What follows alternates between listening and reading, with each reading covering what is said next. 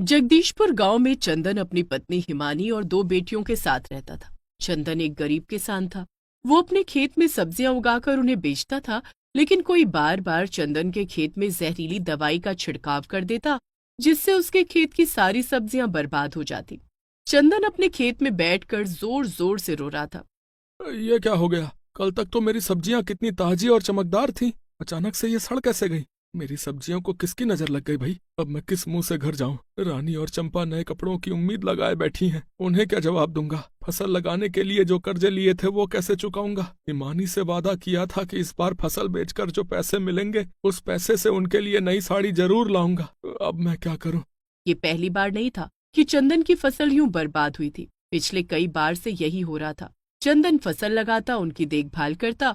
फसल अच्छी होने के बावजूद जब उन्हें काटने की बारी आती तो सारी फसल सड़ जाती। इस वजह से चंदन के पास दूसरी बार फसल लगाने के लिए पैसे नहीं बचते। घर का खर्च चलाने और दोबारा फसल लगाने के लिए वो कर्जे में डूबता चला गया। चंदन को बहुत उम्मीद थी कि इस बार उसकी फसल बर्बाद नहीं होगी, लेकिन उसकी ये उम्मीद भी टूट गई। हताश और निराश होकर वो नदी की ओर जाने लगा। नदी पर पहुंचकर चंदन सोचता है, मैं जीकर क्या करूंगा? मेरे पास ना तो मेरे परिवार को पालने के लिए पैसा है और ना ही कर्जे चुकाने के लिए। क्यों ना मैं नदी में कूदकर अपनी जान दे दूं।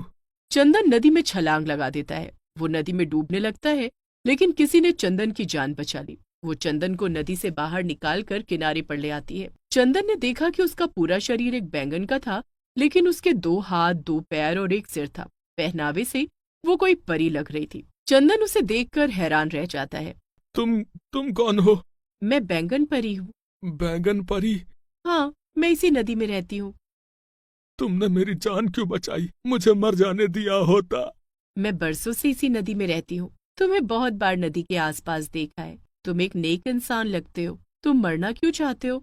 चंदन बैंगन परी को अपनी आप बीती बताता है। मैं जी कर क्या करूंगा? अपने परिवार की छोटी मोटी जरूरतें पूरी करना तो दूर, मैं उन्हें 2 वक्त की रोटी भी नहीं खिला सकता।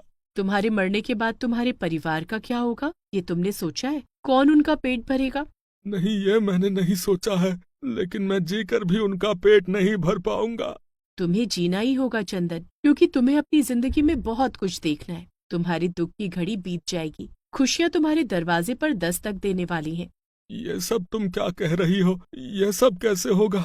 बैंगन परी ने नदी के अंदर हाथ डाला और अंदर से एक बैंगन निकालकर चंदन को दिया। ये बैंगन ले लो चंदन, ये बैंगन तुम्हारे सारे दुख दूर कर देगा। इस एक बैंगन से मेरा क्या होगा? भला ये बैंगन मेरे दुख दूर कैसे कर सकता है? इसे साधारण बैंगन मत समझो, ये जादुई बैंगन है। क्या जादुई बैंगन? क्या बैंगन भी जादुई होते हैं? इस बैंगन में क्या जादू है? हाँ, ये जादुई बैंगन है। इस बैंगन को तुम अपने खेत के बीचों बीच रख देना। लेकिन उससे क्या होगा? तुम्हारे खेत की सारी सब्जियां जो बर्बाद हो चुकी हैं, वे सभी फिर से ताजी, हरी और रसीली हो जाएंगी। क्या सचमुच ऐसा हो सकेगा? हाँ, इसके अलावा इस बैंगन के जादू तुम्हें धीरे धीरे पता चलते जाएंगे। लेकिन याद रहे, जादुई बैंगन को अपने खेत से कभी मत हटाना। जादुई बैंगन के बारे में किसी बाहरी व्यक्ति को मत बताना। जैसा तुम कहोगी मैं वैसा ही करूंगा। तुम्हारा बहुत बहुत धन्यवाद बैंगन परी। अब मैं चलता हूँ। चंदन वहां से चला जाता है। बैंगन परी वापस नदी में चली जाती है। चंदन अपने खेत पर जाता है। वो वैसा ही करता है जैसा बैंगन परी ने कहा था। वो जादुई बैंगन को अपने खेत के बीचों बीच रख देता है। ऐसा करते ही उसके खेत की सारी सड़ी हुई सब्जियां फिर से हरी, ताजी, हृष्ट-पुष्ट और रसीली हो जाती हैं। ये देखकर वो बहुत खुश हो जाता है। वो सारी सब्जियां तोड़ लेता है। सब्जियां तोड़ते ही उसके खेत में तुरंत बैंगन की सब्जियां उगाती हैं। अरे वाह, बैंगन परी ने बिल्कुल सही कहा था। इस जादुई बैंगन के जादू की परतें धीरे धीरे खुल रही हैं। पहले इन सब्जियों को बेचकर आता हूँ, फिर बैंगन की सब्जियों को बेचूंगा। चंदन सारी सब्जियां लेकर बाजार जाता है और उन्हें बेच देता है। जो पैसे मिलते हैं उनसे वो खाने का सामान और सबके लिए कपड़े खरीद कर घर आता है। हिमानी, रानी, चंपा, अरे देखो मैं तुम लोगों के लिए क्या लाया हूँ भाई। क्या लाए हो बाबा? अरे वाह, नए कपड़े! कितने दिनों के बाद हम दोनों नए कपड़े पहनेंगे। माँ देखो, बाबा तुम्हारे लिए नई साड़ी भी लाए हैं। रानी के बाबा, इतने पैसे आप कहाँ से ले आए? क्या हमारी सब्जियां इस बार बर्बाद नहीं हुई? बर्बाद तो हो गई थी, लेकिन फिर एक चमत्कार हुआ और सब ठीक हो गया। चमत्कार? कैसा चमत्कार? चंदन ने हिमानी को बैंगन परी वाली सारी बात बताई। और इस तरह से हमारी सब्जियां फिर से हरी हो गईं। लेकिन आपने सारे पैसे खर्च कर दिए, अब हम लाला जी का कर्जा कैसे चुकाएंगे? तुम चिंता क्यों करती हो? अभी हमारे खेत में बैंगन की फसल तैयार है, उन्हें बेचकर मैं लाला का सारा कर्जा चुका दूंगा। वो तो ठीक है, लेकिन फिर किसी ने हमारे खेत में जहरीली दवाई डाल दी और जादुई बैंगन सड़ गया तो हम क्या करेंगे? इस बारे में तो मैंने सोचा ही नहीं। रात होने से पहले आप जादुई बैंगन को घर ले आना। लेकिन बैंगन परी ने जादुई बैंगन को खेत से हटाने के लिए मना किया है। हमें वही करना होगा जो बैंगन परी ने कहा है। ठीक है। नए कपड़े पाकर रानी, चंपा और हिमानी तीनों बहुत खुश थे। हिमानी जल्दी से खाना बना दो, जोरों की भूख लगी है। खाना खाकर मैं खेत पर जाऊंगा, बैंगन की सब्जियां तोड़कर बाजार में बेच दूंगा। जो पैसे मिलेंगे उससे लाला का कर्जा चुका दूंगा। आप थोड़ी देर आराम कर लीजिए, मैं खाना बना देती हूँ। चंदन बिस्तर पर लेटकर आराम करने लगता है और हिमानी खाना बनाने लगती है। थोड़ी देर के बाद खाना बन जाता है। चारों खाना खाते हैं, जिसके बाद चंदन अपने खेत पर चला जाता है। वहां जाकर वो बैंगन की सारी सब्जियां तोड़ लेता है।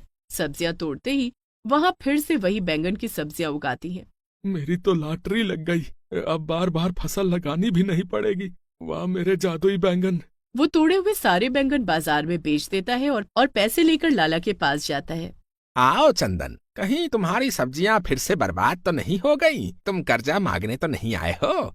देखो भाई, पहले पुराने कर्जे चुका दो, उसके बाद ही मैं तुम्हें नया कर्जा दूंगा। नहीं लाला जी, आज मैं कर्जा मांगने नहीं चुकाने आया हूँ। मेरी सब्जियां बर्बाद नहीं हुई, मैंने सारी सब्जियां बेच दी। आज मैं आपका कर्जा चुकाने आया हूँ। ये लीजिए आपके पैसे। लाला पैसे ले लेता है, लेकिन चंदन की बात सुनकर वो अचरज में पड़ जाता है। क्या बात है लाला जी, आप किस चिंता में पड़ गए? तू तो बहुत चालाक बन रहा है चंदन। ये पैसे तो मूलधन है, सूद के पैसे कौन देगा भाई? सूद के पैसे? हाँ, 6 महीने के सूद के हिसाब से मेरे 2000 रुपए और बनते हैं। चल निकाल 2000 रुपए। लाला जी, अभी मेरे पास 2000 रुपए नहीं है, लेकिन मैं वादा करता हूँ कि कुछ दिनों में आपके सारे पैसे वापस कर दूंगा। कैसे वापस कर देगा भाई? अगर तेरी सब्जियां फिर से सड़ गई तो? नहीं लाला जी, अब ऐसा नहीं होगा, मैं आपके पैसे जरूर दे दूंगा। ऐसा कहकर चंदन वहां से चला जाता है, लेकिन लाला कुछ सोचने लगता है। मैंने अपने हाथों से कल रात चंदन के खेत में जहरीली दवाई का छिड़काव किया था। सब्जियां मेरे सामने ही सड़ गई थीं। फिर चंदन जो कह रहा है वो सच कैसे हो सकता है? दरअसल लाला ही चंदन के खेत में जहरीली दवाई का छिड़काव किया करता था, ताकि चंदन की सब्जियां सड़ जाएं और परेशान चंदन बार बार लाला से कर्ज लेता रहे। लाला ने सोचा कि कर्जा जब बहुत बढ़ जाएगा तो वो चंदन के खेत पर कब्जा कर लेगा, लेकिन आज जो हुआ उससे लाला को अपने नापाक मंसूबों पर पानी फिरता दिखाई दे रहा था। उस रात वो चंदन के खेत पर जाता है, जहाँ बैंगन की ताजी रसीली सब्जियां लाला को मुंह चिढ़ा रही थी। एक ही दिन में चंदन के खेत में बैंगन की सब्जियां कैसे उगाई? जरूर इसने कोई जादू टोना किया है। लेकिन मेरा नाम भी झप्पू लाला है, मैं इसकी सारी सब्जियां मिनटों में बर्बाद कर दूंगा। लाला बैंगन की सब्जियों पर जहरीली दवा का छिड़काव कर देता है, जिसके बाद बैंगन की सारी सब्जियां सड़ जाती हैं। लाला हंसने लगता है। अपने आप को बहुत चालाक समझ रहा था, लेकिन मुझसे चालाक नहीं है। ये सब करके लाला वहां से जाने वाला था कि तभी उसने देखा कि सारी सब्जियां फिर से हरी भरी और ताजी होने लगती हैं। ये क्या हो रहा है? सारी सब्जियां तो सड़ गई थी, फिर ये फिर से हरी भरी कैसे हो रही हैं? देखते ही देखते सारी सब्जियां ताजी हो जाती हैं। लाला गुस्से में सब्जियों पर दोबारा जहरीली दवा का छिड़काव करता है। सब्जियां फिर सड़ जाती हैं, लेकिन वे फिर से हरी भरी और ताजी हो जाती हैं। लाला देखता है कि सारे बैंगनों के बीच में एक बैंगन ऐसा है जिस पर जहरीली दवा का कोई असर नहीं हो रहा है। तो ये है वो बैंगन जिसमें चंदन ने जादू टोना किया है और इसे खेत के बीचों बीच रख दिया है। लाला माचिस की तीली से जादुई बैंगन को जलाने की कोशिश करता है, लेकिन वो बैंगन का कुछ बिगाड़ नहीं पाता है। तभी बैंगन में से आवाज आती है। तुम थक गए होगे लाला, जाओ जाकर सो जाओ। कौन कौन है यहाँ? लाला के पूछते ही वो बैंगन धीरे धीरे बहुत बड़ा हो जाता है। उसके हाथ पैर निकल आते हैं। ये देखकर लाला बहुत डर जाता है। भूत भूत भूत!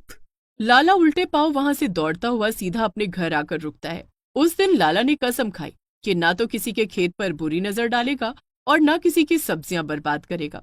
जादुई बैंगन के असर से चंदन का खेत हमेशा हरा भरा रहता। वो सब्जियां बेचकर लाला के सूद के पैसे चुकाने लाला के पास पहुंचा।